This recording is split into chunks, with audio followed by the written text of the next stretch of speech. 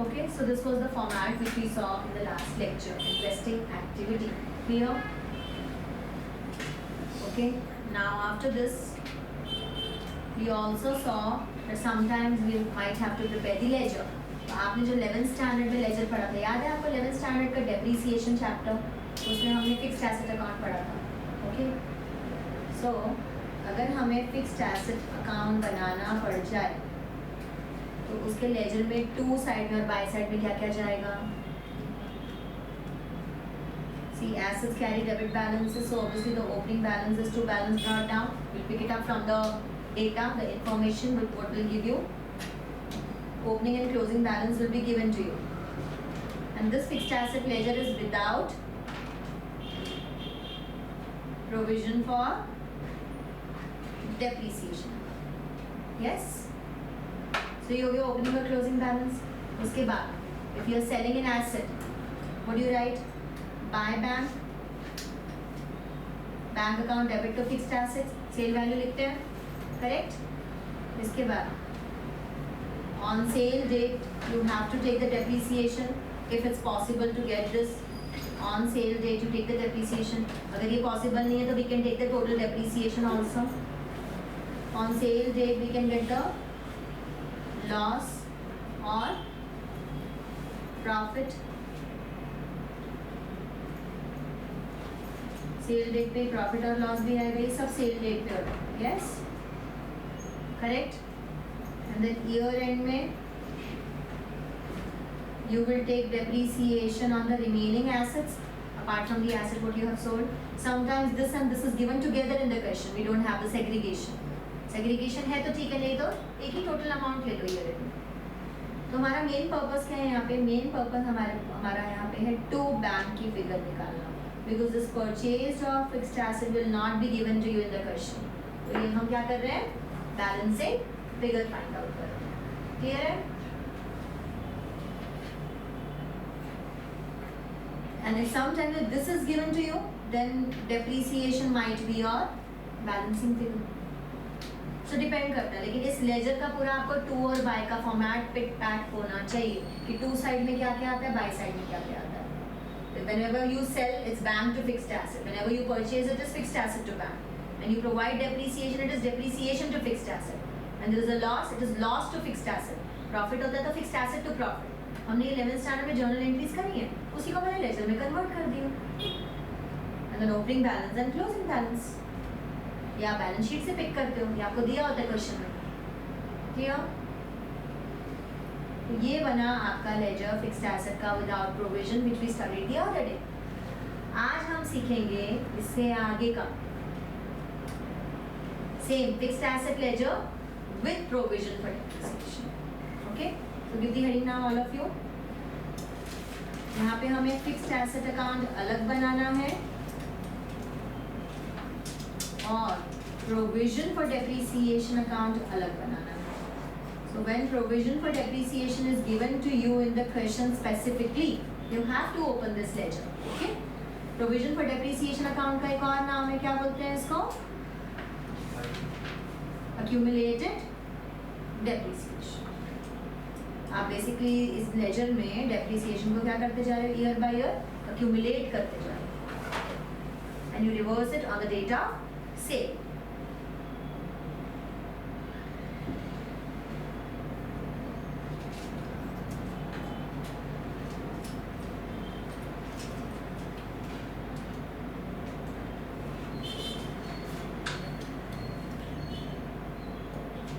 चलो बताओ, fixed asset के लेजर में सबसे पहले क्या लेंगे? Opening balance and closing balance. This is the first thing what you suppose to write now, opening and closing balance. इसके बाद आपको सेल के बारे में दिया होगा तो आप लिखोगे बाय बैंक. यस, लेकिन अब हम सेल डेट पे बाय डेप्रिसिएशन नहीं लिखेंगे, तो हम क्या लिखेंगे? Bye provision for depreciation. Rather than writing by depreciation, we will write down by provision for depreciation or accumulated depreciation. मतलब क्या? It's like you are not depreciating the asset every year.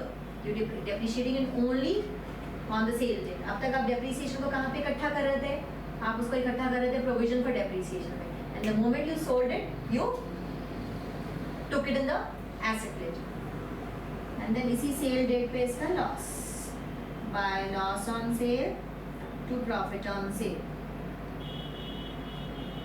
And then you get the balancing figure as to bank account just purchase. और यहाँ पे bye depreciation नहीं आएगा। Where will buy depreciation go on the remaining asset? It will go in provision for depreciation account rather than fixed asset account. तो सबसे बड़ा change ये है। क्या चेंज है? पहला चेंज कि आप यहाँ पे buy depreciation नहीं लिखोगे, buy provision for depreciation लिखोगे। फिर उसके बाद ये जो buy provision for depreciation आपने लिखा है, इसका second effect आप कहाँ दोगे? If in fixed asset account you are writing buy provision for depreciation, then in provision for depreciation account will write down two fixed asset.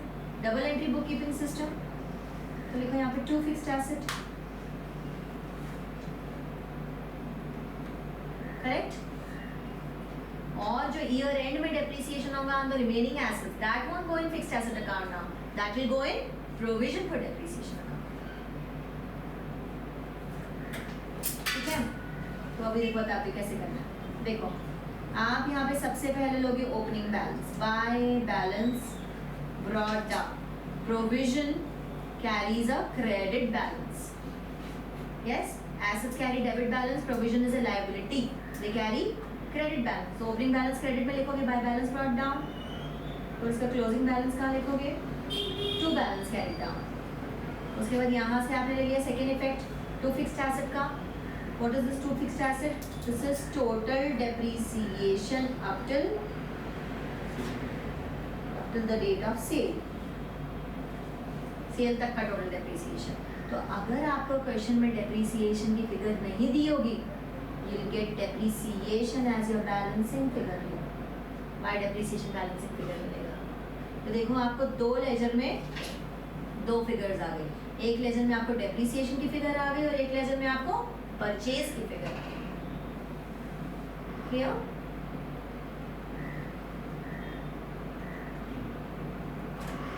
So this is depreciation on what? This is depreciation for current year. इस साल का depreciation है on remaining assets, right? Actually remaining assets मत लिखो, आप इसको total assets भी लिख सकते हो, क्योंकि मैंने यहाँ पे दो बार by depreciation नहीं लिखा, एक बार सेल डेट पे और एक बार ईयर एंड में। आई टुक वन। इस डेप्रिसिएशन में कौन सा डेप्रिसिएशन आएगा? एक डेप्रिसिएशन सेल डेट का आएगा, एक डेप्रिसिएशन ईयर एंड का आएगा, टोटल आएगा ना, this is a total depreciation. Clear? तो हमें टोटल की फिगर चाहिए होती है, इसलिए मैंने यहाँ पे भी आपको बोला कि अगर ये सेल डेट का अलग से नहीं दिया होगा तो हम एक ही डेप्रिसिएशन लेंगे। Most of the time they don't give us depreciation separately on the sale date, so we just take year end में जो भी उन्होंने total depreciation लिया वो हम ले लेते हैं, ज़्यादा इसमें दिमाग खराब नहीं करते हैं, because it's just a ledger, हम just trying to find out the purchase figure, उसमें बहुत ज़्यादा बारीकी में घुसने की ज़रूरत आपको नहीं है, just take depreciation। यहाँ होगा without provision तो depreciation fixed asset में चला जाएगा, यहाँ होगा with provision तो depreciation provision for depreciation में चला जाएगा, खत्म, matter finish। क्लियर? अभी इसको अप्लाई करते क्वेश्चन में you will be able to understand it much better. ऐसे सिर्फ फॉर्मेट से कुछ समझ नहीं आता, बट फॉर्मेट पहले आना चाहिए, पहले डिस्कस करना चाहिए, we can not jump over to the question also not directly. Illustration 21, make a ledger quickly, machinery account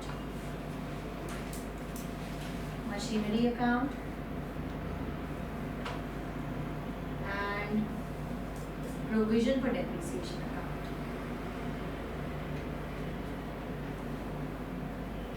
Provision for depreciation account.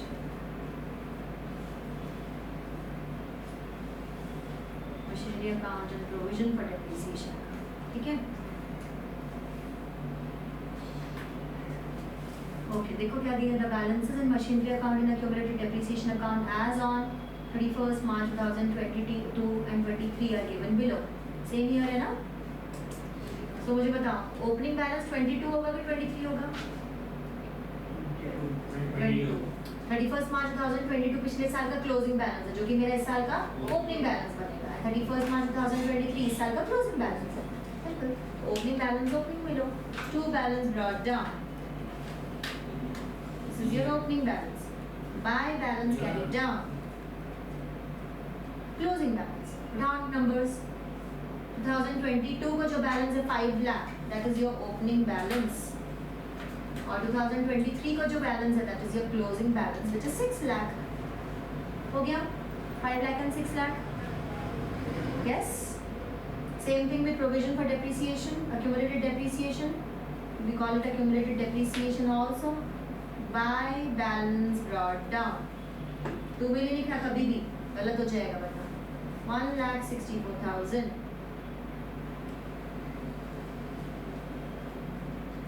To balance carried down 1,80,000।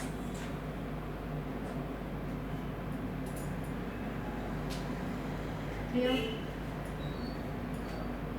अभी क्या इंफॉर्मेशन दी है इन लेजर्स के बारे में, लेट्स चेक।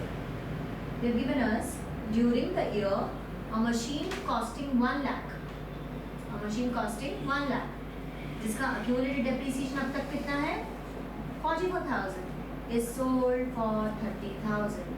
means what? थोड़ा सा अपना जरा प्रीवियस ईयर रिकॉल करो, हम क्या करते थे, याद करो। कॉस्ट प्राइस में से accumulated depreciation जब हम माइनस करते हैं तो हमें क्या मिलता है? कॉस्ट प्राइस में से जब हम डेप्रिसिएशन साल बाय ईयर माइनस करते चले जाते हैं, that is what is accumulated depreciation। और total of depreciation of all the years is known as accumulated depreciation। तो कॉस्ट में से accumulated depreciation माइनस होता तो मुझे आज की बुक वैल्यू मिलती है, करेक्ट? और आज की बुक वैल्यू और आज की सेल वैल्यू को हम कंपेयर करते हैं, वी गेट प्रॉफिट और loss. This was the format what we studied last year. Same way have to implement now. Cost price कितना है 1 लाख, अब तक का टोटल डेप्रिसिएशन कितना है 1 लाख पे 44,000। करो माइनस, आज की बुक वैल्यू निकालो, व्हाट इज बुक वैल्यू 56,000। आज की सेल वैल्यू कितनी है 30,000। तो आज मैंने एसेट को प्रॉफिट में बेचा कि लॉस में बेचा? Loss of how much 26,000। Got it? ये इंफॉर्मेशन निकल गई हमारी, तो ये लॉजिकल है। नाउ ये अब इसमें जो आपने इंफॉर्मेशन निकाली, कौन सी इंफॉर्मेशन की प्लॉटिंग कहाँ होगी, that you have to know ना। So loss will go whereas by loss in machinery account, sale value will go whereas by bank, correct? So this is your by bank and this is your by loss. What about this one? This is your by provision for depreciation और by accumulated depreciation, right? समझा? मुझे cost price से कुछ लेना देना नहीं है, मुझे बुक वैल्यू से कुछ लेना देना नहीं है in my ledger, but calculation करने के लिए मुझे कॉस्ट प्राइस भी चाहिए और बुक वैल्यू भी चाहिए। क्लियर कृषिका? आ रहा है समझ? Did you make this working? Gain lost, this is not allowed.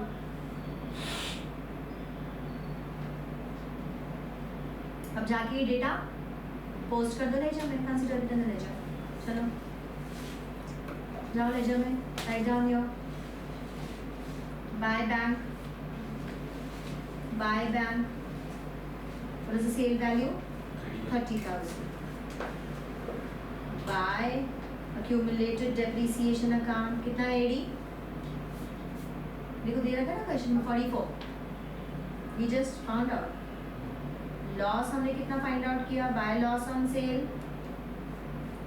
26। तो बेसिकली ये जो तीनों का टोटल है ये आपके कॉस्ट प्राइस से मैच होना चाहिए। चेक करो आपके कॉस्ट प्राइस से मैच हो रहा है क्या? 30 plus 44 plus 26 should match with your cost price. Is it tally? Check 1 lakh. तो ये आपके लिए एक वेरिफिकेशन पॉइंट है, ये आपका तीनों बाय बाय बाय आपके कॉस्ट प्राइस से मैच होना चाहिए। क्लियर? अब इस लेजर में क्या इंफॉर्मेशन मिसिंग है बताओ? सब कुछ तो लिख दिया हमने, सिर्फ टू बैंक की फिगर मिसिंग है, तो आपको परचेज की फिगर मिल जाएगी। सेल की फिगर तो आपके पास ऑलरेडी थी, sale of machinery which will go to investing activity, but now with the help of all the hidden information you will be able to find out the purchase. तो ये purchase कभी भी आपको directly नहीं दिया होगा exam में, you will have to find out this purchase of machinery. समझे? चलो बताओ कितना आ रहा है balancing figure?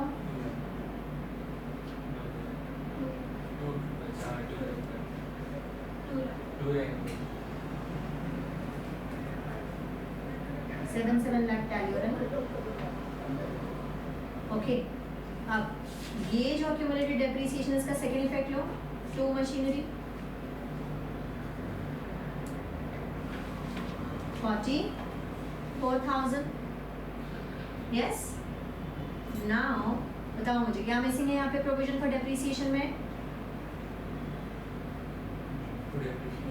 By depreciation, to नहीं होगा, बाय डेप्रिसिएशन।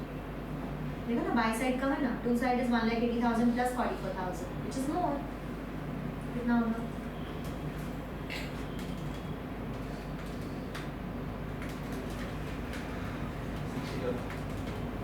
60,000।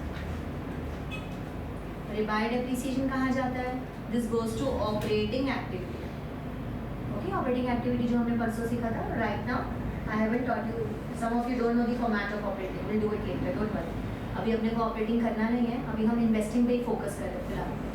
तो इन्वेस्टिंग में क्या क्या जाएगा? इन्वेस्टिंग में आपका बाय बैंक जाएगा, that is sale of machinery, to bank purchase of machinery, that's it. ये जो लॉस है ये भी ऑपरेटिंग एक्टिविटी में जाने वाला है और डेप्रिसिएशन भी ऑपरेटिंग एक्टिविटी में जाने वाला है, which we are not preparing right now. Clear? निकालो इन्वेस्टिंग एक्टिविटी का आंसर क्या होगा? Make a small cash flow statement.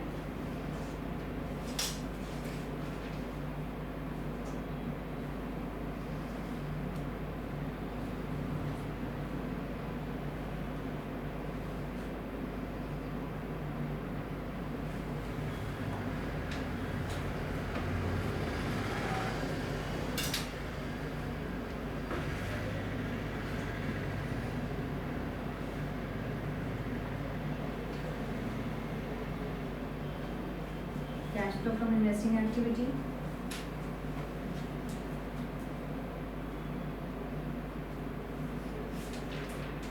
Purchase of machinery and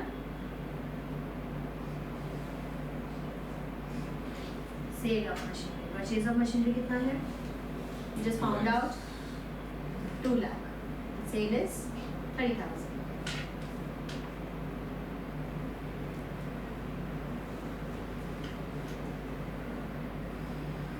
Outer column negative 1,07,000. So this is your net cash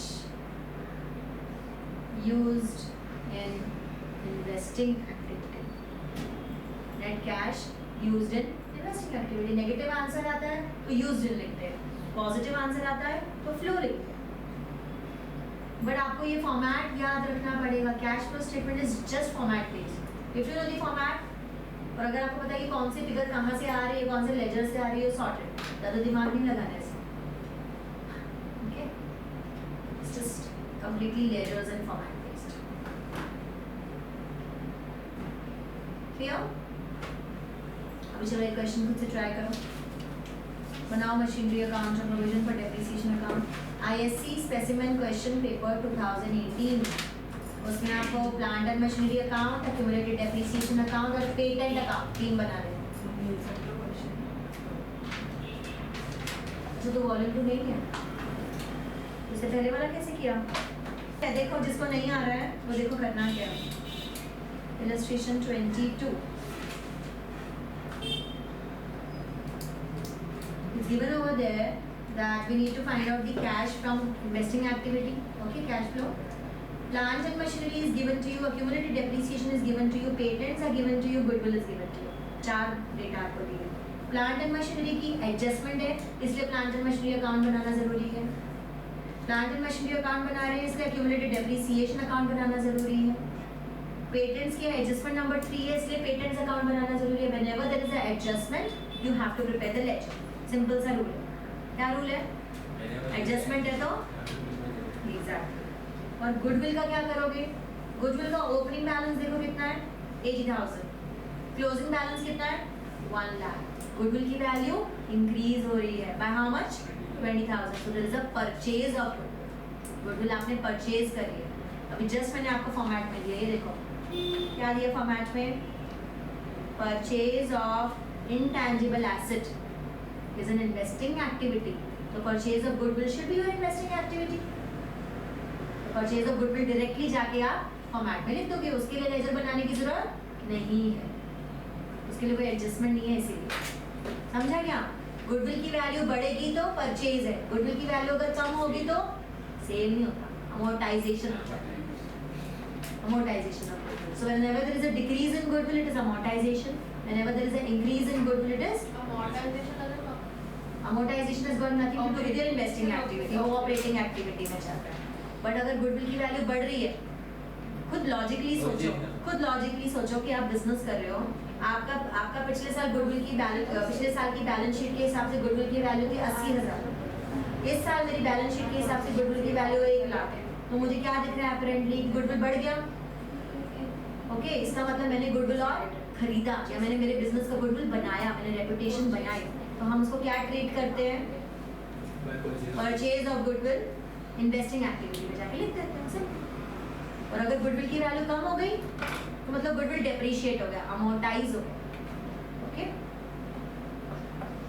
so you have to remember this, that investing activity consists of purchase and sale of non-current assets and also dividend received, interest received। बस खत्म, इतना ही है investing activities. अभी तो दोनों operating में देखा, बेहोश होके गिर जाता था। मैंने जानबूझ के ऑपरेटिंग लिया ही नहीं, मैंने बोला after by you have come you faint. So operating is much more bigger than this, ये तो कुछ भी नहीं। चलो बनाओ, लेजर बनाओ। प्लांट एंड मशीनरी अकाउंट, चलिए बताइए ओपनिंग बैलेंस कितना? To balance brought down 3 lakh, my balance carried down. So this is your opening balance and closing balance which you are picking up directly from the question। कहाँ से pick कर रहे हो? Question में से। अब जाओ एडजस्टमेंट में, देखो क्या दिया है, depreciation charge on plant and machinery 36। तो जब आप एक्यूमुलेटेड डेप्रीसिएशन बनाते हो तो डेप्रीसिएशन उसी में जाएगा, प्लांट एंड मशीनरी में नहीं जाएगा। तो ignore. A machine having a book value of 20,000 is sold for 16,000। कितने का लॉस हो गया? 4,000। बुक वैल्यू और सेल वैल्यू को कंपेयर किया जाता है, कभी भी कॉस्ट प्राइस और सेल वैल्यू को कंपेयर नहीं किया जाता। Okay, so my sale value is 16,000, so buy back 16,000। Loss is how much? 20,000 minus 16,000, 4,000। अब इसके ऊपर का bye provision for depreciation missing है क्वेश्चन में, समझ रहे हो? नहीं दे रखा कहीं, आपको नीचे एडजस्टमेंट में कहीं भी नहीं दिया हुआ कि टोटल प्रोविजन फॉर डेप्रीसिएशन कितना है। कोई बात नहीं, होल्ड अप। कहाँ से आएगा? This will come from provision for depreciation account. जाके प्रोविजन फॉर डेप्रीसिएशन अकाउंट बनाओ, which is known as accumulated depreciation account also. इसका ओपनिंग बैलेंस बताओ कितना है? माजिद लिखोगे नहीं, प्रैक्टिस नहीं करोगे तो कुछ नहीं आने वाला। 90,000। To balance brought carried down. Okay, by depreciation is already given to you. कितना है?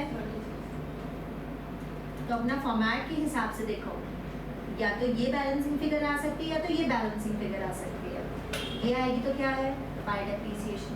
This is your balancing figure and this is what? Fixed asset to plant and machinery. कितना आ रहा है? अब अगर मैं इसको टू प्लांट एंड मशीनरी लिख रही हूँ तो इसका इफेक्ट कहाँ जाएगा? Bye provision for depreciation. Phone बंद।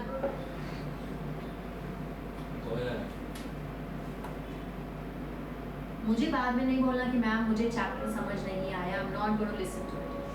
मैं ऑलरेडी बहुत स्लो जा रही हूँ इसमें और मल्टीपल क्वेश्चंस की प्रैक्टिस करवा रही हूँ आप लोगों को। Otherwise I just take one question and I go ahead, क्योंकि हम एनी फुल लेंथ क्वेश्चंस करने वाले हैं। ये 26 का इफेक्ट कहाँ चला जाएगा? Plant and machinery. अगर आपको 2 प्लांट एंड मशीनरी इधर आया तो प्लांट एंड मशीन में बाय एक्यूमुलेटेड डेप्रिसिएशन आ जाएगा। अब मुझे बताओ कि प्लांट एंड मशीनरी में क्या मिसिंग फिगर है? 2 प्लांट।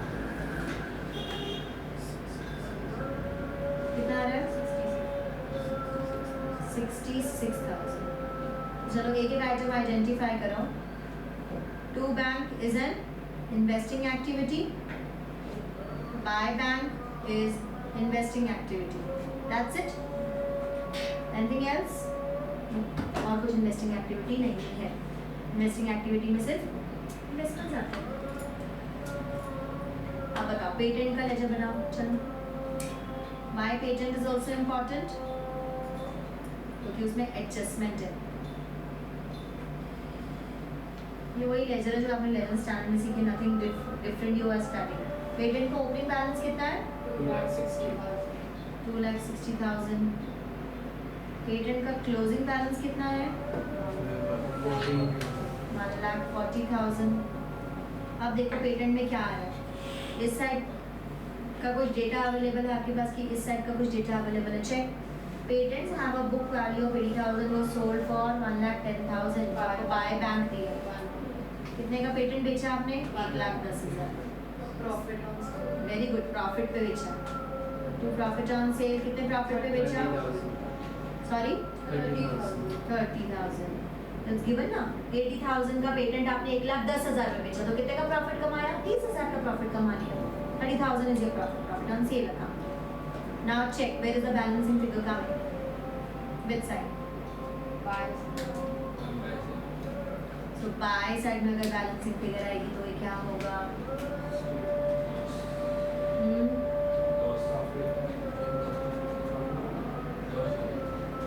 लॉस क्यों होगा? प्रॉफिट ऑलरेडी बुक कर चुका है ना। एक ही चीज होती है, तो प्रॉफिट या तो लॉस, दोनों नहीं हो सकता। क्या होगा? Balancing figure. माजिद, हमें तो पता ही नहीं था। अरे बैलेंसिंग फिगर को भाई लिखिएगा क्या? This is by depreciation. तो आप डेप्रिसिएशन नहीं लिख सकते, बाय अमोर्टाइजेशन में नहीं लिख सकते। So what is the word you use? By statement of P&L, bracket में लिखो अमोर्टाइजेशन।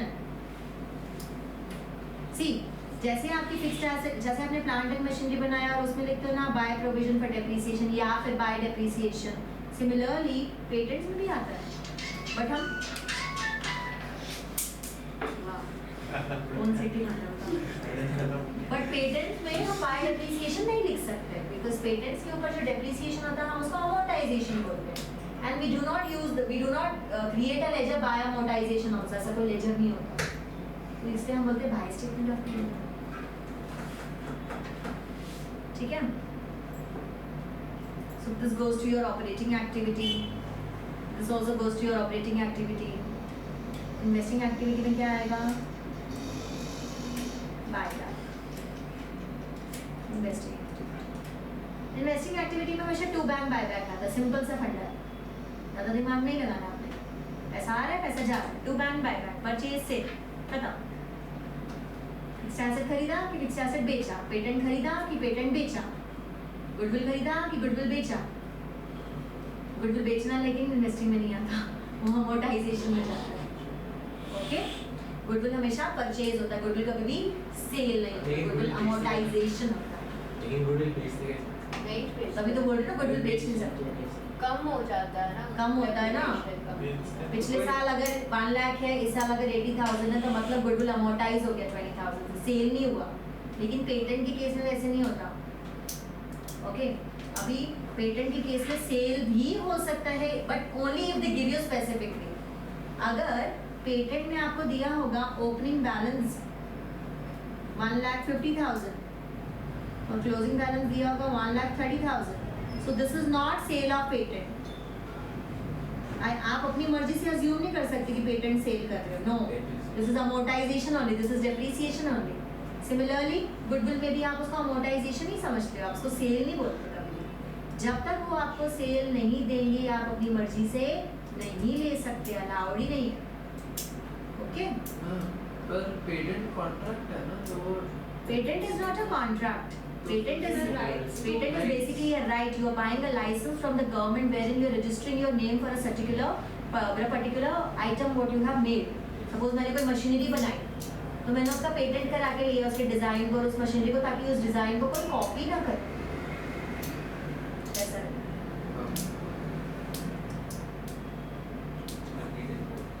तो चाहिए तो मैं यूएक्सएल अकेडमी का ही पेटेंट करा के ले सकती हूँ, ट्रेडमार्क करा के ले सकती हूँ, तो वो नाम फिर कोई चुरा नहीं सकता।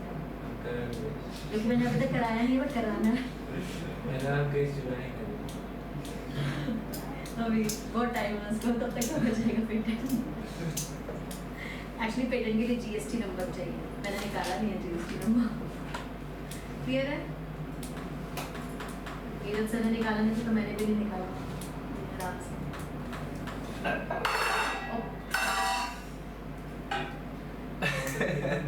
ओके चलो, तो देखो ये जाके क्या तीन ही तो आइटम है। Write down, purchase of plant and machinery, sale of plant and machinery and sale of patent. That's it, खत्म। तो कितना आ गया इन्वेस्टिंग एक्टिविटी का answer? But there is also purchase of goodwill. हां, टेक दैट आल्सो। 80,000 से मान ला goodwill में इंक्रीज है ना, purchase of goodwill.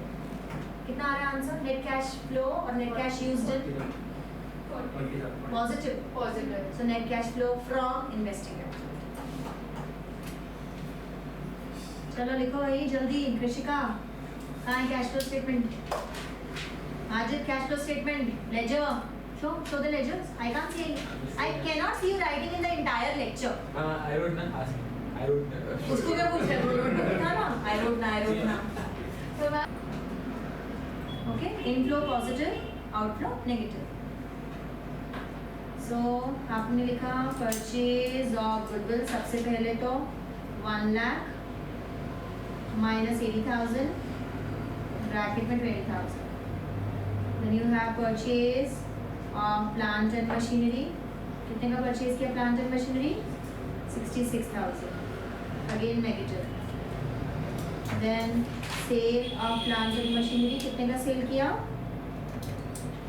By bank 16,000। Majid लिखो, मैं बार बार नहीं बोलने वाली। नेक्स्ट सीधा मम्मी को कॉल लगा दूंगी तेरे। फिर cell of patents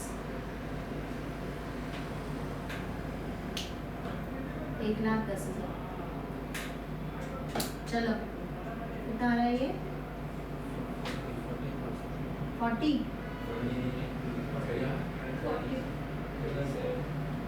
only, no? So this is the net cash flow from investing activity. From लिखोगे because this number is positive. ऐसा आ रहा है, सब कुछ खर्चा कर आके परचेज करके अमोर्टाइजेशन का बेनिफिट लेके सब कुछ करके पैसा आ ही रहा है आपको उस पर्टिकुलर एक्टिविटी से, जा नहीं रहा है। It's good, they should be earning, they should always be cash inflows, it is always better for the business. Yes, हो गया इन्वेस्टिंग एक्टिविटी। अब जाएंगे फिनेंसिंग पे। और फिनेंसिंग के बाद फिर लेते हैं एक फुल लेंथ क्वेश्चन, तो आपको समझेगा कि तीनों फॉर्मेट को कैसे डालना है। बट एक फुल लेंथ क्वेश्चन लेने से पहले ऑपरेटिंग एक्टिविटी का क्विक रिवीजन देखो, ठीक है?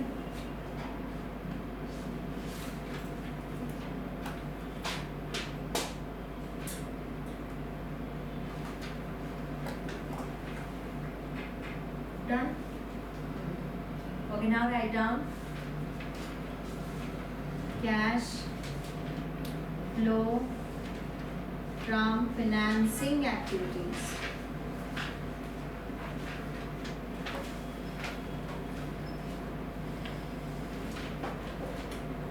फाइनेंसेस से रिलेटेड जो भी आपके इनफ्लोज एंड आउटफ्लोज होते हैं, all of that goes to financing activities. Cash flow from financing activities, यहाँ पे हेडिंग दोगे cash flow from financing activity. चलो लिखो भाई। पूरा 3 घंटे लिखते ही रहना है आपको, आपके पास ऑप्शन ही नहीं है। अकाउंट्स और मैथ्स में करना क्या, सॉल्व सॉल्व सॉल्व। मैथ्स वाले बच्चों को तो आदत पड़ जाती है।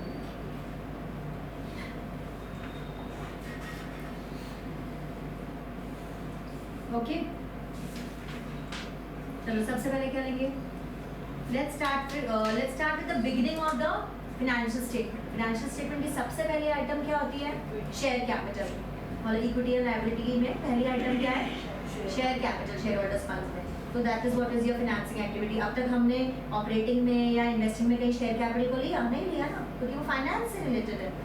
Okay so right now issue of share, issue of share, so you can write down proceeds from issue of shares. खाली इशू ऑफ शेयर देखा तो भी चलता है। पॉजिटिव नंबर, क्यों, क्योंकि जब आप शेयर्स इशू करते हो तो आपको पैसा आता है। अगर पिछले साल मेरी शेयर कैपिटल 1 लाख रुपए है, इस साल मेरी शेयर कैपिटल 3 लाख रुपए हो जाती है, तो मैंने कितने शेयर्स इशू किए, कितनी शेयर कैपिटल इशू करी, 2 लाख रुपीस की शेयर कैपिटल इशू करी। काम करो इशू ऑफ शेयर्स मत लिखो, इसको इशू ऑफ शेयर कैपिटल कर दो, because we are talking about amount, we are not talking about number of shares, right. Share capital कर दीजिए इसको, issue of share capital. Next second, shares में equity shares भी रहते हैं और प्रेफरेंस शेयर्स भी रहते हैं। So there can be issue of equity shares also, there can be issue of preference shares also. तो वो दोनों इशू में जाएंगे, but at the same time equity shares can never be redeemed. आप equity shares का पैसा कभी return नहीं करते। जब कंपनी वाइंड अप होती है as per the companies act तभी पैसा रिटर्न होता है। बट प्रेफरेंस शेयर्स के केस में there can be redeemable preference shares also and they can be redeemed like debentures. जैसे डिबेंचर्स को हम पैसा वापस करते हैं डिबेंचर होल्डर्स को, ऐसे हम प्रेफरेंस शेयर होल्डर्स को भी पैसा वापस कर सकते हैं। Okay so there can be redemption of preference shares, ऐसा जा रहा है। एंड वेरी इंपॉर्टेंट थिंग, अगर इक्विटी शेयर्स आप इशू कर रहे हो प्रीमियम पे, क्या इक्विटी शेयर्स डिस्काउंट पे इशू होते हैं, नहीं, या तो प्रीमियम पे इशू होते हैं या तो पार पे इशू होते हैं। अगर प्रीमियम पे इशू है तो प्रीमियम की वैल्यू भी लेना, अभी लिख दो with securities premium. Securities premium का पैसा इंक्लूड हो जाएगा शेयर कैपिटल में, आ रहा है ना उनका पैसा, इनफ्लो है ना।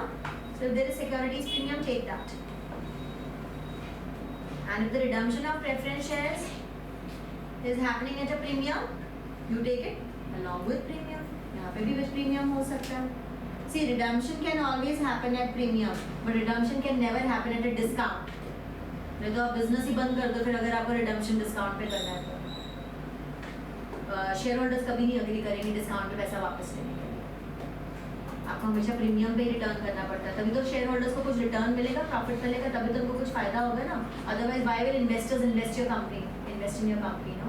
Why will shareholders buy your shares of debentures if you don't pay them premium. So redemption is never done at a discount. Okay, premium के साथ हो सकता है।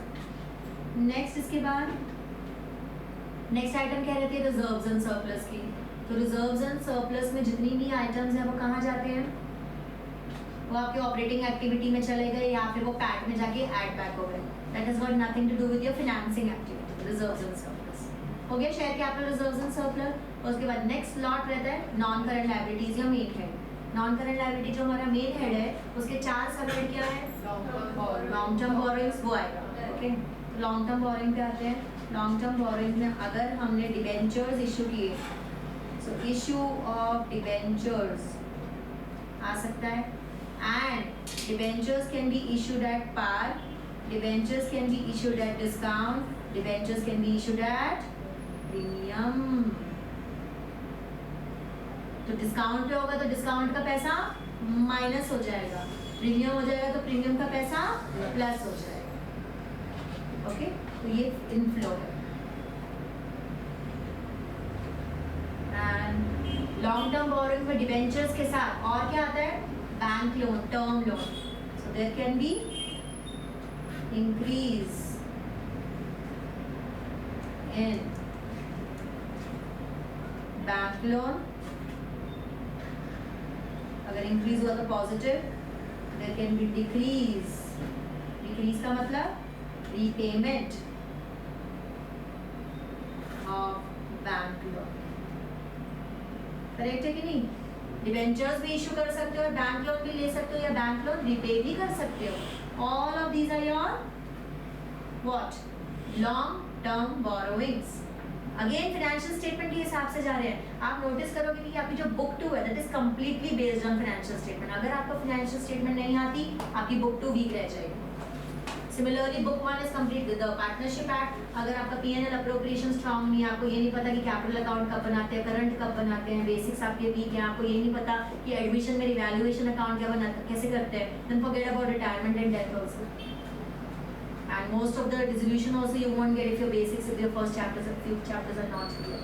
So book 1 is completely interrelated, book 2 is completely interrelated. Book 2 का जो base है वो financial statement है। Clear है? इसलिए financial statement आना आप लोगों को बहुत ज़रूरी है। जब आप book 2 start करते हो, सबसे पहले अपनी balance sheet को revise करो, उसके बाद book 2 में आगे बढ़ो, क्योंकि issue of shares चालू ही balance sheet से होता है। उसमें वो note number 1 जो बनाते हैं आप, चालू ही balance sheet से होता है। So it's always better to revise that. Okay? चलो, हो गया long term borrowing. Long term borrowing के बाद नेक्स्ट आइटम होती है deferred tax liability, forget that, उसका कुछ यूज नहीं है। थर्ड आइटम होती है other long term liabilities, forget that, उसका भी यहाँ पे कुछ यूज नहीं है। और उसके बाद उसके अगली आइटम होती है long term provisions, when provisions don't come financing activity में। फिर उसके बाद करंट लायबिलिटी। करंट लायबिलिटी में आता है short term borrowing. Short term borrowing याद आता है, मैंने आपको बोला था कि करंट लायबिलिटीज में हम operating profit before working capital changes के बाद जब increase decrease in working capital करते हैं तो उसमें शॉर्ट टर्म बोरिंग्स कंसिडर नहीं करते। बैंक ओवरड्राफ्ट करके यहाँ लिखोगे इंक्रीज इन बैंक ओवरड्राफ्ट। अगर आप बैंक ओवरड्राफ्ट के अगेंस्ट लोन ले रहे हो, bank overdraft is a short term loan. So if there is an increase in bank overdraft, that means you're taking a loan. There is a cash inflow. And if there is a decrease, मतलब आपने क्या कर दिया? Repayment कर दी। Majid, can you please keep your phone aside? I'm warning you last time. Balance sheet उसमें देख रहा है, तो टेक्स्ट बुक में ओपन करना है ना, वॉल्यूम 2 में ही तो है। वॉल्यूम 2 में ही तो है फाइनेंशियल स्टेटमेंट, वॉल्यूम 1 में थोड़ा ना। क्लियर? तो बैंक ऑडी में इंक्रीज डिक्रीज हो सकता है, कैश क्रेडिट में इंक्रीज डिक्रीज हो सकता है, पर कैश क्रेडिट ये लोग पूछते नहीं है, बैंक ओवरड्राफ्ट ही देते हैं। हो गया short term borrowing. Short term borrowing के बाद अगली आइटम कौन सी होती है? Trade payable. Trade payable is a part of working capital. उसके बाद आता है other current liability. Other current liability is a part of working capital. उसके बाद आता है short term provision. Short term provision में प्रोविजन फॉर टैक्स देते हैं ये लोग। प्रोविजन फॉर टैक्स तो ऑल टुगेदर डिफरेंट ही है, उसका लेजर बनता है और आपको पता है पैट में ऐड बैक होता है और ऑपरेटिंग एक्टिविटी में जाता है। That's got nothing to do with your financing activity again. मैं आपको एक सीक्वेंस बता रही हूँ कि बैलेंस शीट की, तो आपको पता चलेगा कि ओके बैलेंस शीट में कौन सी आइटम कैश फ्लो में कहाँ जाती है। ठीक है, तो अभी तक आपको समझ आ गया कि शेयर कैपिटल, शेयर्स जो होते हैं, डिबेंचर्स जो होते हैं, लोन जो होते हैं, बैंक ओवरड्राफ्ट, ये सब आपकी क्या है? Financing activity. क्लियर? ये हो गया यहाँ तक लिख के? Okay, next after this assets का फाइनेंसिंग एक्टिविटी से क्या ही लेना देना। अब इसके बाद लेकिन और भी आइटम है। अगर आपने इंटरेस्ट पे किया है तो इंटरेस्ट पेड का सेकेंड इफेक्ट फाइनेंसिंग एक्टिविटी में आता है। लिखो इंटरेस्ट पेड। इंटरेस्ट पेड का सेकेंड इफेक्ट फाइनेंसिंग एक्टिविटी में आएगा। उसके बाद if you have paid dividend, dividend का सेकेंड इफेक्ट फाइनेंसिंग एक्टिविटी में आएगा। Okay, so interest, dividend, all of these are your financing activities. Interest किसी पे भी, इंटरेस्ट डिबेंचर्स पे, लोन पे, किसी पे भी इंटरेस्ट, वो एंड में। अभी जब फुल लेंथ करेंगे कैश फ्लो स्टेटमेंट सबसे एंड में, अभी ओके। और डिविडेंड में whether you talk about interim dividend, whether you talk about proposed dividend, dividend में लिख दो, it can be interim dividend or it can be proposed dividend. Both of them come in the financing activity. You are not focusing.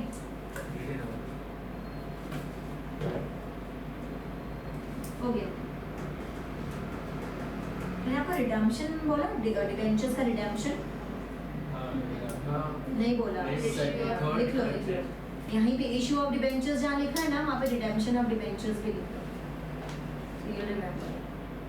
मतलब debentures redeem भी हो सकते हैं ना, या फिर जहाँ पे रिडम्पशन ऑफ प्रेफरेंस शेयर्स लिखा वहाँ पे भी लिख सकते हो oblique preference share, wherever you want to write. Basically preference shares में भी पैसा आपको वापस रिटर्न करना पड़ता है और डिबेंचर होल्डर्स को भी आपका पैसा रिटर्न करना पड़ता है, दोनों भी फाइनेंसिंग एक्टिविटी है. Negative. Issue will be issue is positive, redemption is negative. Issue में पैसा आ रहा है, रिडम्पशन में पैसा जा रहा है. but if it's issued on discount then it's negative. नहीं, माइनस कर दो ना. Minus 100 रुपए का डिबेंचर है, वो 10 रुपीज डिस्काउंट पे इशू हो गया तो 90 रुपीज कंसिडर करो. okay so not discount is subtracted. और 100 रुपए का डिबेंचर 110 में हो गया तो 110 मिलेगा, प्रीमियम ऐड हो जाएगा. Clear? Guys are so sleepy. आज तुम लोग को कोल्ड कॉफी पीनी है क्या? कॉफी से नींद उड़ जाती है वैसे, नहीं क्या?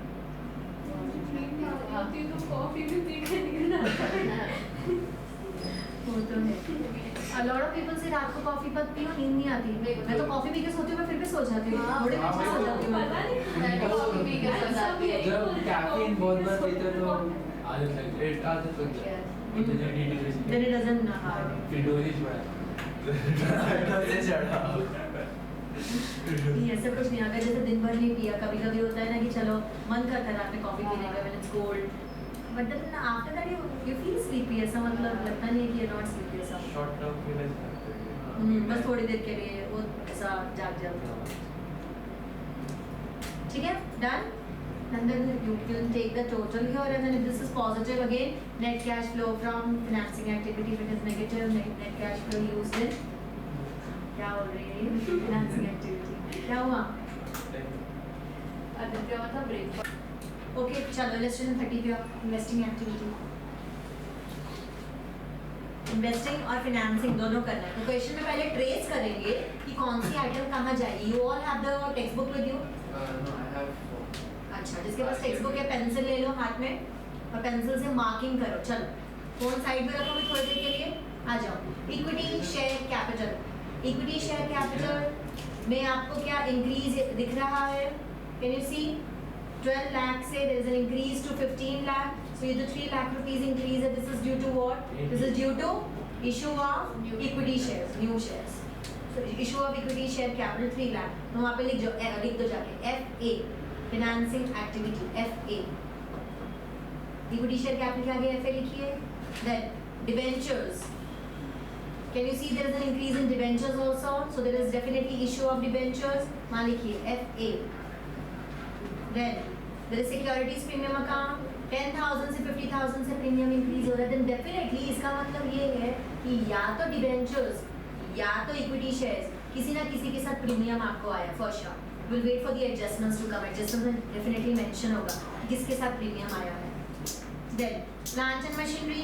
Plant and machinery will be beneficial for investing activity. accumulated depreciation will be beneficial for investing activity. 10% investments investing activity. Goodwill देखो इंक्रीज है कि डिक्रीज है, परचेज है कि अमोर्टाइजेशन है. 70,000 से गुडविल जा रहा है 1 लाख पे. परचेज ऑफ गुडविल पढ़ रहा है बेटा, परचेज है. अच्छा 70,000 से 1 लाख उल्टा दे रखा है. So in exam you have to be very careful कि प्रीवियस ईयर पहले दिया कि करंट ईयर पहले दिया. कभी कभी वो प्रीवियस ईयर देते, कभी कभी वो करंट ईयर दे देते. You never know. Check the dates, check the year very very carefully. Okay, तो गुडविल में परचेज है. क्लियर है? Purchase of goodwill. अभी पिछले साल उन्होंने डिविडेंड प्रपोज किया 42,000 का. ओके, और 21-22 में उन्होंने डिविडेंड प्रपोज किया 40,000 का. Okay, you are in which financial year? You are in 21-22. So this year they have proposed 40,000. Previous year they had proposed 42. So will you think 42 or 40 कौन सा dividend देते हैं? Proposed dividend of previous year paid in current year. वही आपका operating activity में pad में add back होता है, वही आपका फाइनेंसिंग एक्टिविटी में माइनस होता है. क्लियर? तो आपको 42,000 फाइनेंसिंग एक्टिविटी में माइनस करना पड़ेगा. आज जाके 42,000 पे टिक कर दो. अब देखो उन्होंने आपको सिक्योरिटीज प्रीमियम के बारे में इंफॉर्मेशन दी है. What are the saying? issued 5% debentures at a discount of 10% on 1st April 2021. So at the beginning of the financial year, okay, in the beginning of the financial year itself, we are issuing debentures at a discount of 10%. इसका मतलब जो 2 लाख के debentures आपको issue दिख रहे हैं वो discount पे issued है. Understanding? And this discount was written off against securities premium. Definitely over here we will have to prepare securities premium account का ledger. ऐसे केसेस में जब आपको सिक्योरिटीज प्रीमियम का ओपनिंग और क्लोजिंग बैलेंस भी दिया रहता है और सिक्योरिटीज प्रीमियम में आपको कुछ राइट ऑफ भी दिया रहता है तो आपको सिक्योरिटीज प्रीमियम का लेजर बनाना पड़ता है. This is a very common question आज in ISC exam. You can expect such kind of a question in your next prelims. आता ही है कैश फ्लो स्टेटमेंट पे. बच्चों को घुमाने के लिए वो दे देते हैं स्टैट के adjustment. But you don't have to worry about this. Whenever you see such adjustments and the opening and closing balance of such an account, simply prepare a ledger. तो हम जब अब सिक्योरिटीज प्रीमियम का laser बनाएंगे तो सबसे पहली चीज तो आपको क्या करनी है, इसका ओपनिंग और क्लोजिंग बैलेंस है. तभी आपको आगे का समझेगा कि आगे क्या करना है. Securities premium is a liability.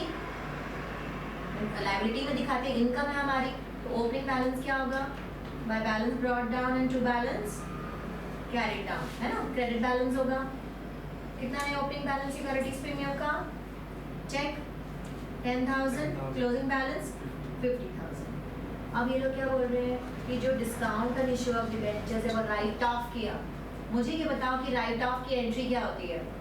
Securities premium account debit rather than debiting statement of P&L, you debiting securities premium. Securities premium में जो पैसा पड़ा है वो आप यूटिलाइज कर रहे हो against what, against discount on issue of debentures. तो ये आपकी एंट्री बनती है.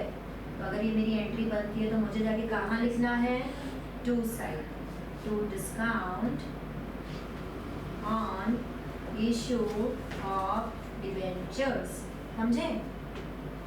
This is a bit complicated. You really need to understand this. हाँ, अगर आपको जर्नल एंट्री आती है, अगर आपको इशू ऑफ डिबेंचर्स आते हैं, अगर आपको पता है कि डिबेंचर्स के डिस्काउंट को, लॉस को कैसे राइट ऑफ करते हैं, देन आपके लिए वो बिल्कुल भी हार्ड नहीं है. But if you have forgotten that then you will not be able to link it out here. It will be very difficult for you in that case. Now tell me what's going to be the discount amount here. Discount का amount हम क्या लेंगे, देखो जाके. Discount 10% है तो कौन सी value का डिस्काउंट लें. 8 लाख ओपनिंग बैलेंस है, 10 लाख क्लोजिंग बैलेंस है. तो इशू ऑफ डिबेंचर्स कितने हैं, 2 लाख के डिबेंचर्स इशू के. तो 2 लाख पे 10%. आपके पास और कोई ऑप्शन ही नहीं, और कुछ है ही नहीं information. So just simply take it on the differential amount. So 2 lakh we will always do like this, take it on the differential amount. 2 lakh into 10%, 20,000. Okay. और जब आप डिबेंचर्स का पैसा लोगे तो आपको डिस्काउंट माइनस करके लेना पड़ेगा. आप इश्यू ऑफ डिबेंचर्स 2 लाख नहीं ले सकते. आप इश्यू ऑफ डिबेंचर्स लोगे 1,80,000 इन योर फाइनेंसिंग एक्टिविटी. किया राइट ऑफ कर दिया. मतलब मेरे पास जो देखो सिक्योरिटीज प्रीमियम में जो 40,000 रुपये पड़े थे उसको मैंने 20,000 रुपये यूटिलाइज कर दिया अगेंस्ट डिस्काउंट. तो अभी जो मेरे पास पैसा बचेगा उसको मैं क्या करूँगी, बताओ क्या करना चाहिए आपके हिसाब से.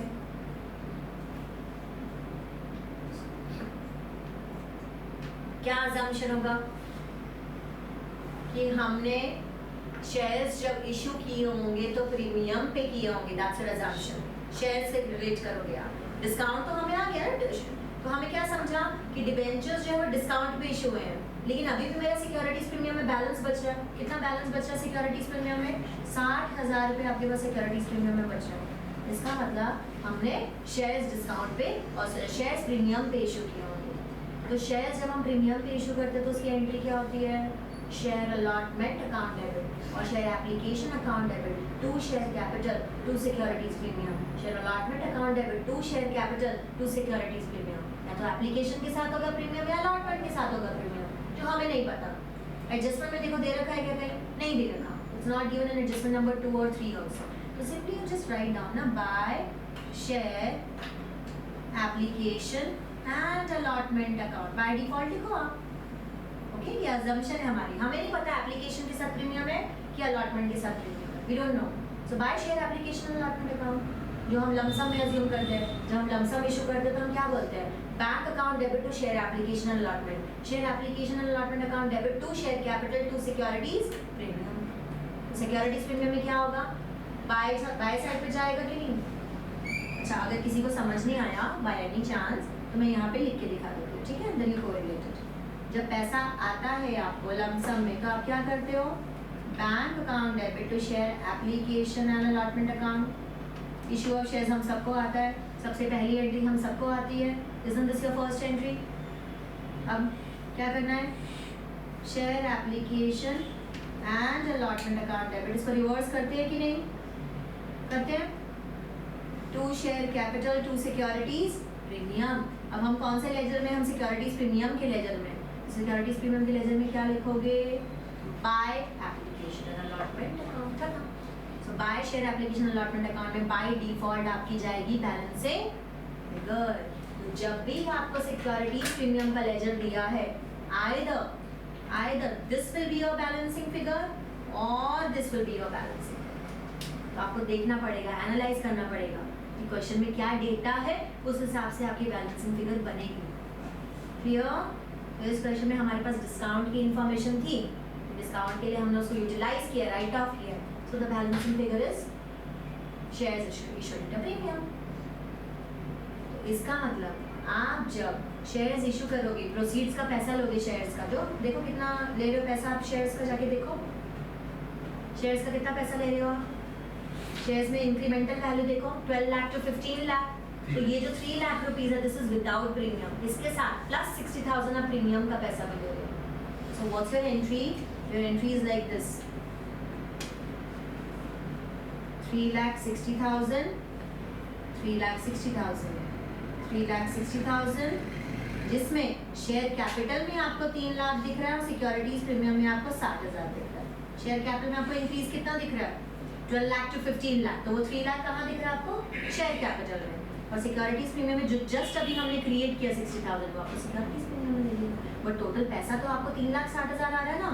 तो जब आप अपनी फाइनेंसिंग एक्टिविटी की एंट्री करोगे, issue of share capital with premium, it should be 3,60,000 not 3 lakh.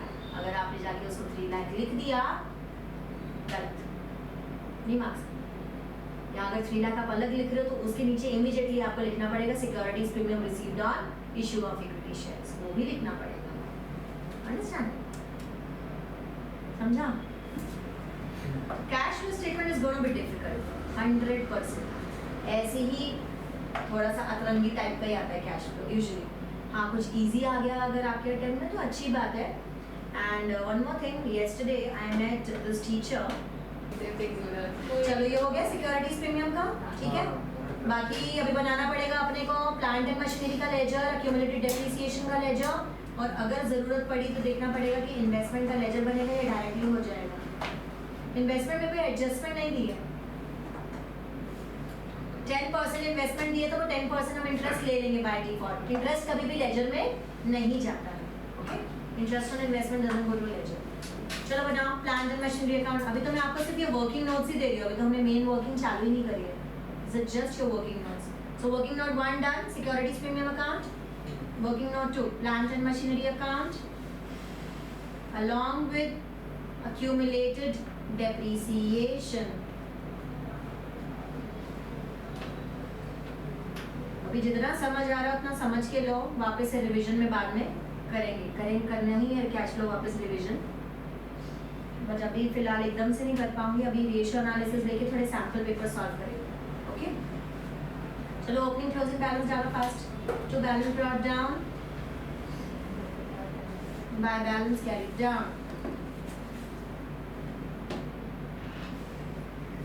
Bye balance brought down to balance carried down. कितना प्लांट एंड मशीनरी को opening balance 9 lakh and 10,90,000। Accumulated depreciation का opening balance 4 lakh and 3 lakh। सबसे पहले opening closing balance लिखो, उसके बाद जाओ adjustment में देखो क्या एडजस्टमेंट है। Adjustment number 2 and 3, provide depreciation of 1 lakh on plant and machinery. So this is the total depreciation of current year they are giving you. So total depreciation you know यहाँ जाता है current year का by depreciation account simple. कितने जाके 1 लाख रुपए आपका current year का depreciation है. इसका मतलब मुझे यहाँ पे बैलेंसिंग फिगर कौन सी मिली? 2 fixed asset, 2 plant and machinery. What is the balancing figure? तो अभी तक ये आपको समझ आ जाना चाहिए कि प्रोविजन फॉर डेप्रिसिएशन में या तो 2 plant and machinery balancing figure होती है या बाय डेप्रिसिएशन बैलेंसिंग फिगर होती है. किसी क्वेश्चन में बाय डेप्रिसिएशन, किसी क्वेश्चन में 2 plant and machinery depending on the data what they are giving you, है ना? कितना आएगा कृषि का प्लांट एंड मशीनरी? 2 lakhs. अभी 2 लाख को जाके लिखते हैं यहाँ पे bye accumulated depreciation 2 lakh by provision for depreciation by accumulated depreciation. एक ही बात है, जो लेजर बना रहे हो लिखो. क्लियर है? अब जाके नेक्स्ट एडजस्टमेंट में देखो क्या दिया है. 5 लाख की बुक वैल्यू का प्लांट एंड मशीनरी आप कितने में बेच रहे हो? 4.5 लाख में बेच रहे हो. कितने का लॉस में बेच रहे हो? 50,000 के लॉस में. Book it, book the loss, book the sale value, book the loss. By bank account 4,50,000. By loss on sale 50,000. इसका मतलब उसकी कॉस्ट प्राइस कितनी रही होगी एसेट की? Yes, what is the cost price of the asset? 7 lakh, 5 lakh plus 2 lakh, 7 lakh उसकी cost price रही होगी. वो क्वेश्चन में नहीं दिया उन्होंने, बट रही होगी उसकी कॉस्ट प्राइस. 7 लाख की कॉस्ट प्राइस होगी. आज उसकी बुक वैल्यू 5 लाख है, मैंने उसको बेचा 4.5 लाख, 50,000 का लॉस हो गया. चलो balancing figure 2 bank account purchase. Yes, format एक बार छप गया आपके दिमाग में तो वही सेम चीज रिपीट है, कुछ नया नहीं कर रहे हैं हम. पिछले 3 क्वेश्चन से यही कर रहे हो आप, right? By bank, by loss, by AD. By AD नहीं होगा तो बाय डेप्रिसिएशन हो जाएगा ज्यादा से ज्यादा. बस. So keep practicing so that the formats are stuck in your mind. ऐसा एकदम literally stuck हो जाने चाहिए माइंड में फॉर्मेट. 2 में ये आता है, बाय में ये आता है. बैलेंसिंग फिगर जो आइटम मिसिंग है वो बैलेंसिंग फिगर. 99% 2 बैंक की बैलेंसिंग फिगर है. 99%. बताओ कितना आ रहा है? 8,90,000. ओके, चलो आइडेंटिफाई करो कौन सी आइटम कहाँ जाने वाली है. This one will go to investing activity. This buy bank is going to go to investing activity. Yes, that's it. हो गया investing. इसके अलावा प्लांट एंड मशीनरी के परचेज सेल के अलावा और क्या जाने वाला है इन्वेस्टिंग एक्टिविटी में? जाके देखो जरा. 10% इन्वेस्टमेंट देखो. इन्वेस्टमेंट पिछले साल 50,000 थे, इस साल 60,000 है. मतलब आपने इन्वेस्टमेंट्स परचेज करे 10,000 के. At the same time, with investments they have given you 10%. मतलब आपको इन्वेस्टमेंट पे इंटरेस्ट लेना पड़ेगा. क्या उन्होंने हमें दिया है कि उन्होंने इन्वेस्टमेंट्स कब खरीदी? जो 10,000 की इन्वेस्टमेंट उन्होंने कब खरीदी, दिया है क्या? अगर इन्वेस्टमेंट के बारे में नहीं दिया कब खरीदी है, you assume it must have been purchased at the end of this year. assumption होता है हमेशा कि डिबेंचर्स अगर इशू किए हैं, डेट नहीं दे रखी तो इस साल के एंड में किए होंगे. समझ रहे हो? रिडम्पशन किए तो इस साल के एंड में किए होंगे. इन्वेस्टमेंट अगर परचेज करी तो इस साल के एंड में किए होंगे. So by default they must have purchased it on 31st March 2022 and they don't give anything. So write down on top of your notebook, लिखो assumption. Investments must have been purchased on 31st March 2022.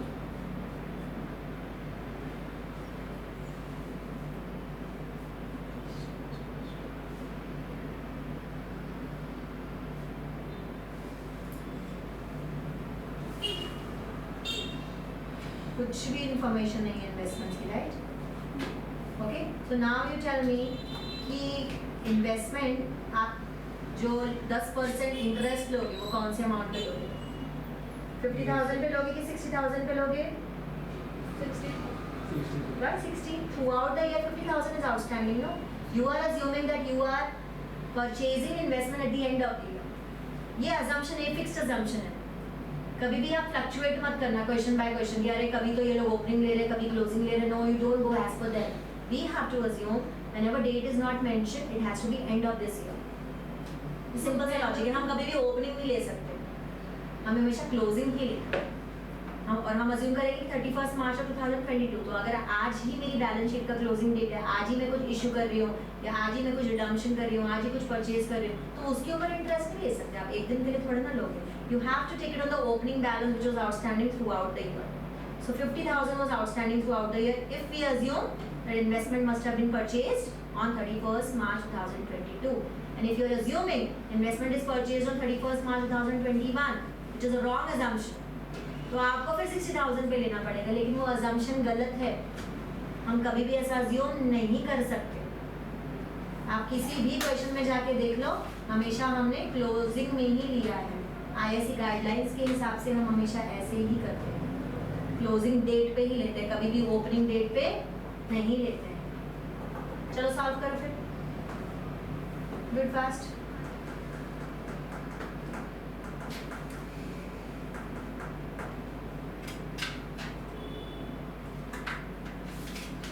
So plant and machinery का purchase, sale investments का purchase, investments का interest, goodwill आपने purchase करी है, that's it, खत्म। Tell me cash flow from or used in investing activities कितना आ रहा है? 30 क्या माइनस? इन्वेस्टिंग का टोटल वो तो सिर्फ गुडविल का है भाई, पूरा लिख के दिखा चलो। ये सारी आइटम्स जो आपने आइडेंटिफाई करी है आपको डालने पड़ेगी कैश फ्लो स्टेटमेंट में। देखो सबसे पहले purchase, Can we change the order? या you can write in any order. Cash flow statement में कोई ऑर्डर फिक्स्ड नहीं है, बस ऑर्डर क्या फिक्स्ड है?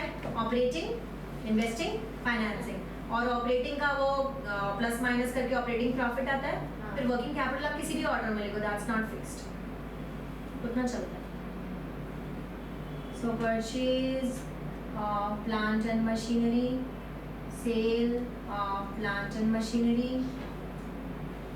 purchase of investments, interest received on investments,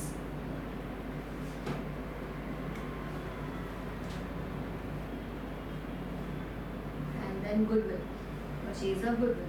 जैसे डेटा उन्होंने दिया, मैं डेटा की सीक्वेंस में गई और मैंने नोट डाउन कर लिया, just in the sequence of data so that we don't miss out on anything। Tell me the answer fast, कितना आ रहा है? जाओ लेजर में से पिक करो एक amount. 4,70,000। In your textbook is it 4,74,000 or 75 given answer? 74 दे रहे हैं, मतलब उन्होंने अज्यूम किया है कि हमने beginning of the year investment issue किया, तो वो 60,000 का 10% लेंगे, 6,000। हमने अज्यूम किया कि इन्वेस्टमेंट हमने क्लोजिंग ईयर में किया, तो हम 50,000 करेंगे, तो वो 1,000 का डिफरेंस आएगा। क्लोजिंग वाला करेक्ट।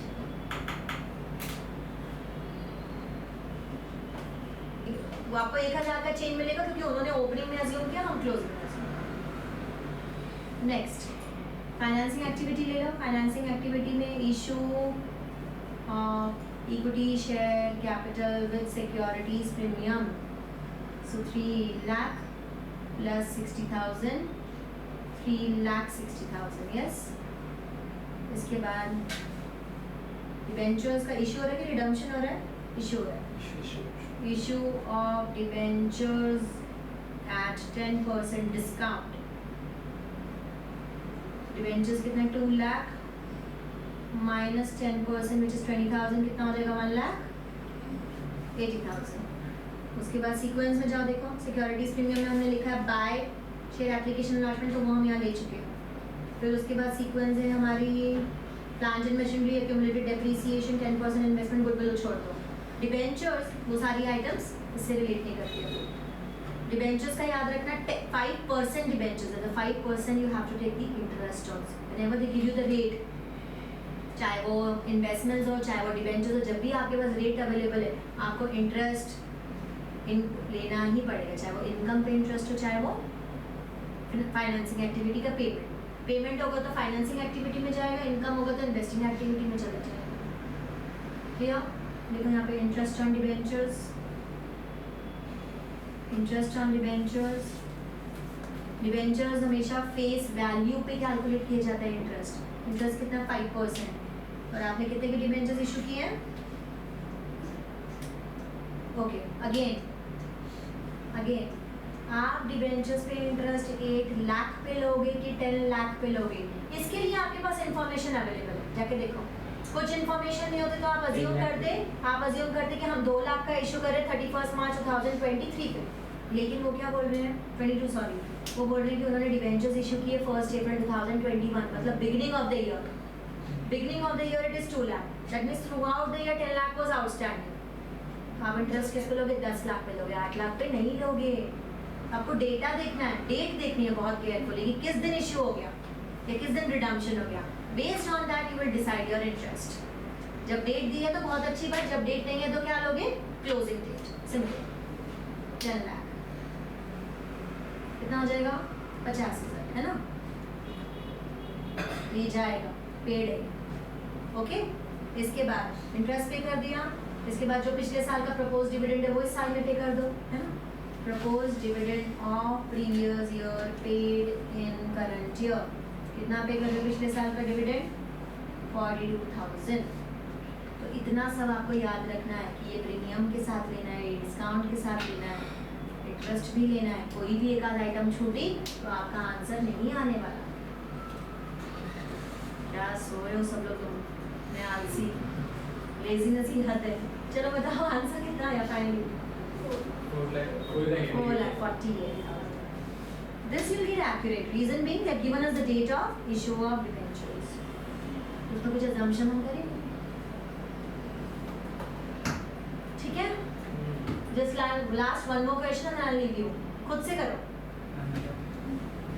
मैं जाऊँ? उसको तो भागने की पड़ेगी। मैं एक full length question दे रही हूँ। Operating activity, financing, investing apply करना है, लेकिन छोटा सा, ज़्यादा बड़ा नहीं देना।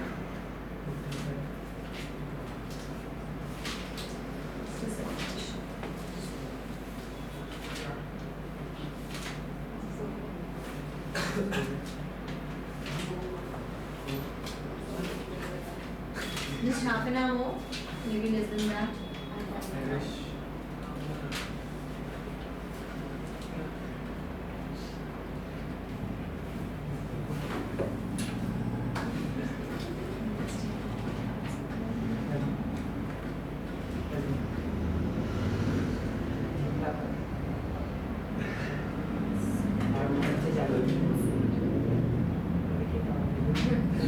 मुझे न्यू वाली बुक देना एक बार, जिसकी भी न्यू बुक सिला फटाफट। चलो आ जाओ इलस्ट्रेशन 31 पे। Right from the beginning of the balance sheet you will identify which item will go where. Equity share capital, financing activity, reserves and surplus. Reserves and surplus का नोट्स देखो, reserves and surplus के notes पे क्या है? Surplus and statement of P&L, forget that, वो तो PAT है, उसको भूल जाओ। And then they've given securities premium that can be useful to us. देखते हैं कैसे useful है वो, let's see later. Then long term borrowings definitely financing activity. Trade payables छोड़ दो, bank overdraft financing activity, short term provisions छोड़ दो, ठीक है? Next 31.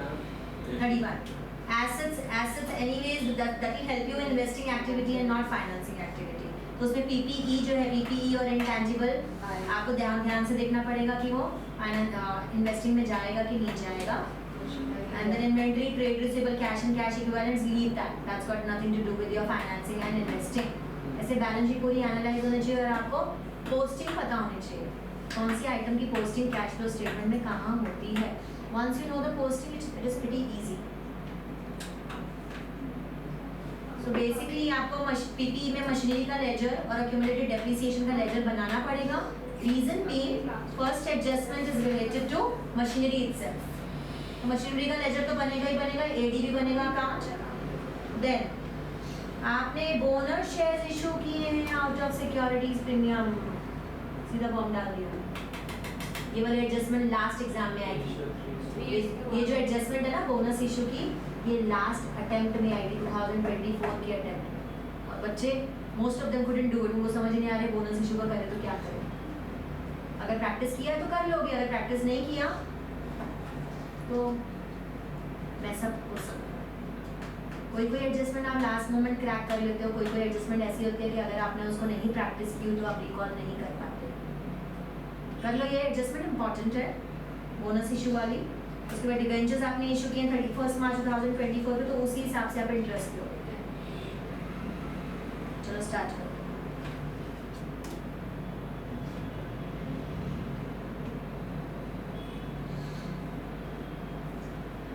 देखो कितना आ रहा है, जो नहीं कर देती हूँ। बोनस इशू का कुछ नहीं करना है, बोनस इशू का कुछ नहीं करना है। ओके, बोनस इशू आपको इक्विटी शेयर कैपिटल में दिख रहा है 2 lakh rupees, so that will not come as issue of equity share capital, that will not be recorded in financing activity because there is no inflow of money. और आपने जो ये bonus issue किया है, इस सिक्योरिटीज प्रीमियम के against किया, you can check that there is a reduction of 2 lakh rupees in securities premium. तो ये फाइनेंसिंग एक्टिविटी में बिल्कुल भी रिकॉर्ड नहीं होगा, और वो जो सिक्योरिटीज प्रीमियम है उसकी भी कुछ रिकॉर्डिंग नहीं करनी, just ignore that adjustment. Okay, कर दिया? आगे आंसर। इन्वेस्टिंग के लिए आपको लेजर बनाना पड़ेगा, plant and machinery account and accumulated depreciation account, तभी आएगा बाय बैंक टू बैंक।